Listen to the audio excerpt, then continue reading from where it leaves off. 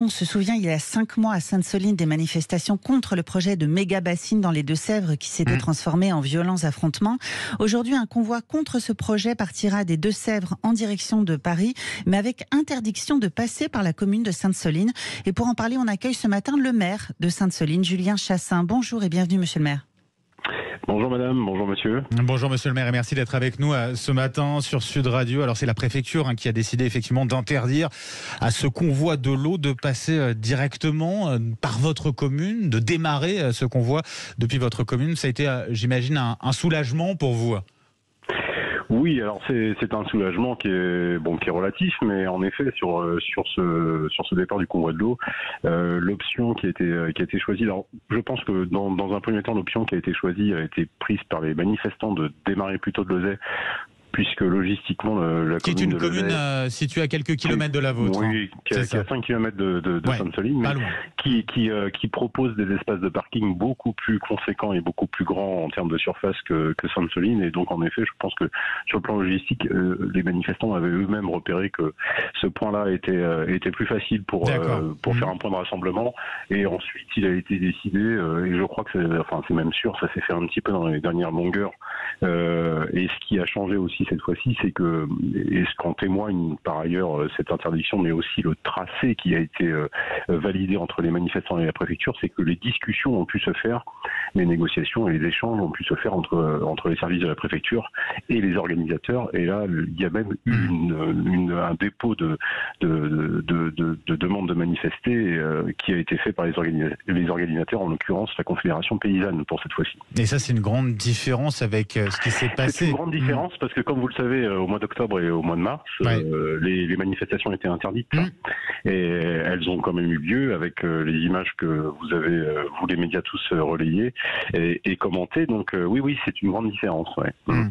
On va revenir sur ce convoi qui va démarrer en début d'après-midi. D'abord, j'aimerais en quelques mots savoir comment vont les Solinois. J'imagine qu'ils ont été marqués par ce qui s'est passé en octobre et puis en mars dernier. Ils vous en parlent encore aujourd'hui? Oui, évidemment, parce que vous savez, on est un tout petit village de campagne, donc 300-400 habitants, c'est ça? Ouais, 350 habitants, une commune qui fait 25 km². Donc vous voyez, on est essentiellement, effectivement, je dirais, un paysage composé, un paysage de campagne, rural, agricole, qui se trouve être vraiment dans le sud-est des Deux-Sèvres.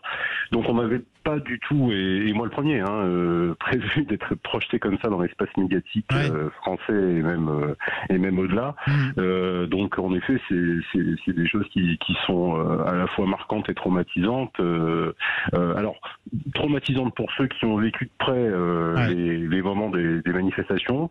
Ça a été un petit peu différent sur celle du 25 mars parce que c'est surtout une autre commune voisine qui a été impactée, la commune de Vanzay, où en effet la ZAD éphémère s'est installée au préalable donc des cortèges, des départs en cortège et donc des affrontements qui ont lieu autour du périmètre de la réserve de substitution. C'était un peu moins vrai pour octobre parce que pour le coup cette ZAD éphémère a duré un petit peu plus de temps qu'en mars et elle était auprès du bourg de Sainte-Soline. Donc pour le coup on a tout de suite été je dirais dans le climat, dans le contexte et auprès de l'ensemble des manifestants et de ces flots de manifestants qui arrivaient à pied, en voiture, en vélo.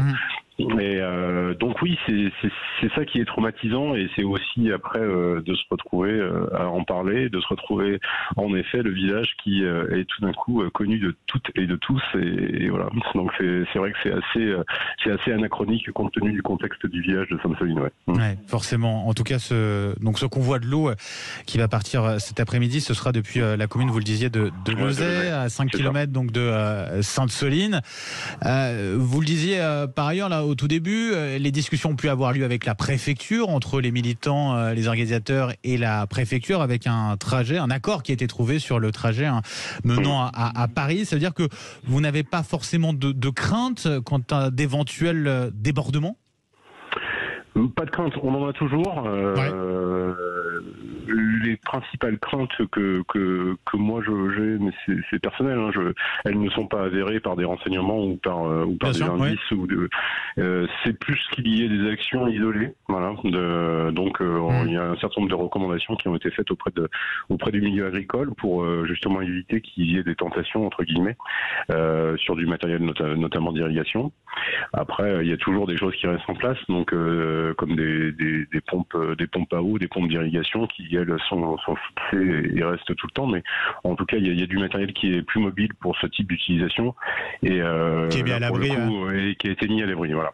Donc, alors après, pour en revenir sur le convoi, en effet, mes craintes sont largement minorées et je crois que c'est un peu le sentiment de tout le monde. D'une part, parce que il y a un convoi qui est annoncé, un convoi donc avec je dirais là cette fois-ci des étapes qui sont prévues par les militants et les organisateurs. Donc il y a l'étape finale d'arriver jusqu'à Paris.